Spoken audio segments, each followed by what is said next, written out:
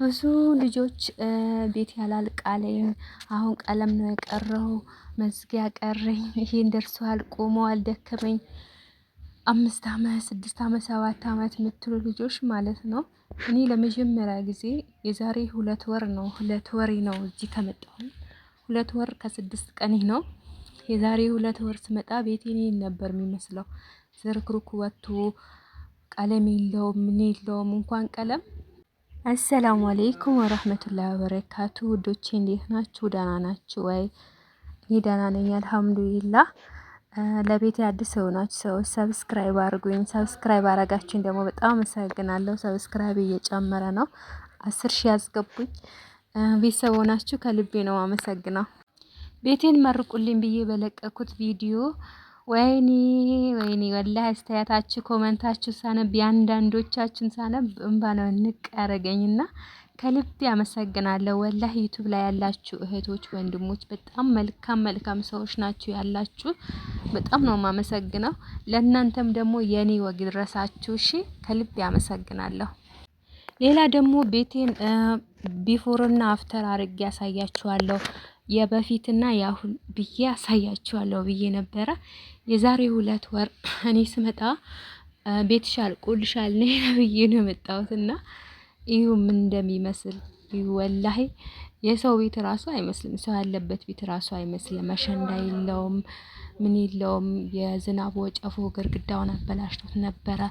ዝርክርኩ ወጥቶ ነበር። ይሄ ቤት ነው አሁን እንደዛ ፏ ያለው ማለት ነው። በ2 ወር ቅውጥ ያለ ቤት ያደረኩት እኔ ነኝ ማለት ነው። ይሄን ሳይ በጣም ልቤ ተሰብሮ አልቅሼ ለምን አልኩኝ ከባሌም ጋር ተጨቃጨቅን ምናምን። ከዛ በኋላ ያው ለፊኒሺንግ ገላኩለት ብር እሱ አጥፍቶት ሳይሆን ለወደፊት ይጠቅመናል ብሎ ወይም ትርፍ ያስገኛል ብሎ ላሰበው ነገር ነበር ያጠፋው። እንግዲህ ያን ብር በምልክለት ጊዜ የአዝመራ ጊዜ ነበረ። ሁለታችንም የገጠር ልጆች ነን። እሱም የገጠር እኔም የገጠር ቡታጀራ መተን ቤት ሰርተን ነው የምንኖረው ማለት ነው። ከዛ እነሱ ገጠር ላይ በጣም እንትን ይመርታል እህል ምናምን በቆሎ ስንዴ ሁሉም ነገር ይመርታል። በተለይ በቆሎና ኮንትራት መሬት ይዞበት ነው በብሬ ያው አተርፋለሁ አመርታለሁ ነው ያኔ በላኩለት ሰዓት የዘር ሰዓት ነበርና ለሱ አጠፋው። ከዛ በኋላ እኔ በመጣው ሰዓት ነይ አለኝ። እሱንም አሞት ነበረ የመኪና አደጋ ገጥሞት እግሩ ተሰብሮ ነበረ።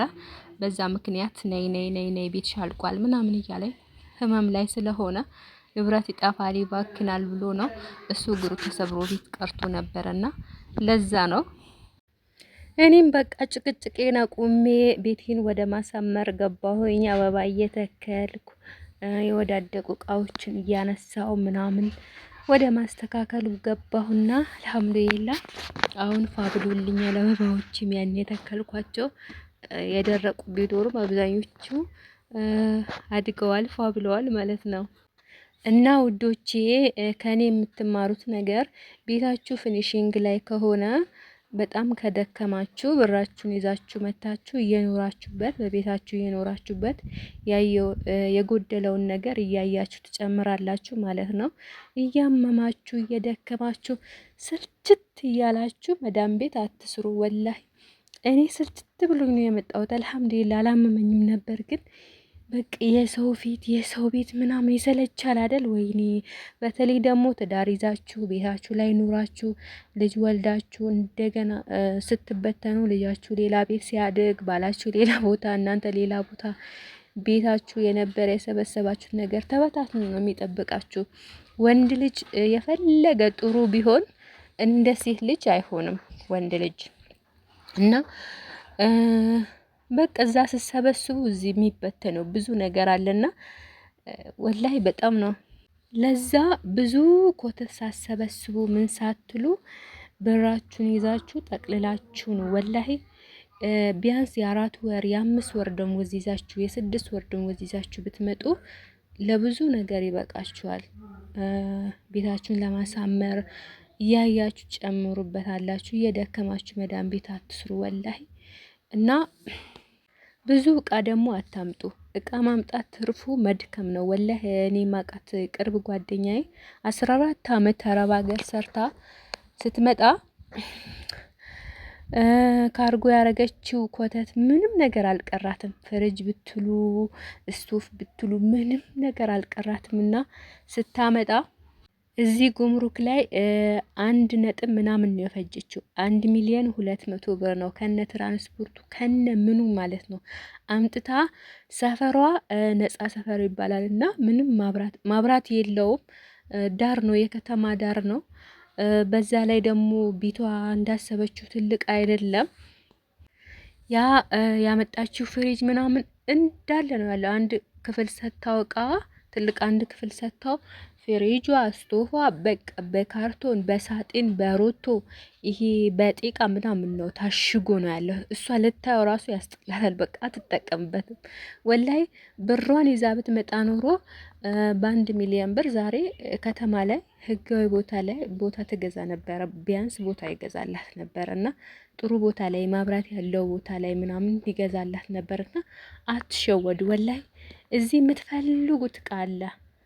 ብራንድ ብትሉ ሜዲን ራሱ እንደ ድሮ ሜዲን ቻይና ብቻ አይደለም ያለው።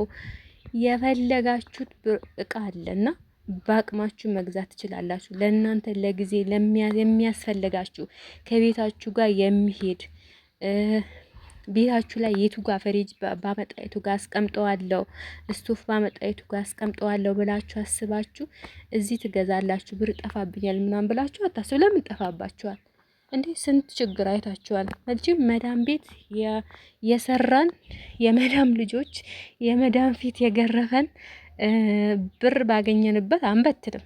ይሄን የሚበትን ሰው ጅል ሰው ነው። እዚህ 10ሩን ልጋብዝ ከ10ሩ ጋር አሸሼ ገዳም ልበል የሚል ይሄ ችግር ያላየ ነው። ችግር ያየ ሰው ግን ለአንዲች ሰሙኒ ለአንዲች ብር ዋጋ ይሰጣልና ብራችሁን ይዛችሁ ነው ቤታችሁን ታሳምሩታላችሁ እላችኋለሁ። ብዙ ጊዜ ደግሞ ቤት ስትኖሩበት ነው ምን ጎደለው፣ ምን ልስራ፣ ግቢው ላይ ምን ልትከል፣ ምን ያስፈልገዋል እያላችሁ እያያችሁ ስትሰሩ ነውና እቃ አትላኩ። ትርፉ ድካም ነው። እኔ ካርጎ ባለማረጌ በጣም ደስተኛ ነኝ። እንኳንም ካርጎ አላረኩ፣ እንኳንም ብር ይዤ መጣው። አሁን ለቤቴ የሚያስፈልገኝ ነገር እያረኩ ነው። የቤቴን ፊኒሽንግ ጨረስኩኝ። ቤቴን አሳመርኩኝ። እንኳንም እላለሁ እንኳንም ዩቲዩብ ላይ የሚናገሩ እህቶች አሉ ካርጎ አርጌ ገጠመኝ የሚሉ እንኳንም እነሱን ሰማው ብዬ ሁሌ ነው ለራሴ የማደንቀው ማለት ነው። እናንተ እቃ ይዛችሁ አትምጡ። ልብሳችሁን ብቻ ይዛችሁ ነው ወላሂ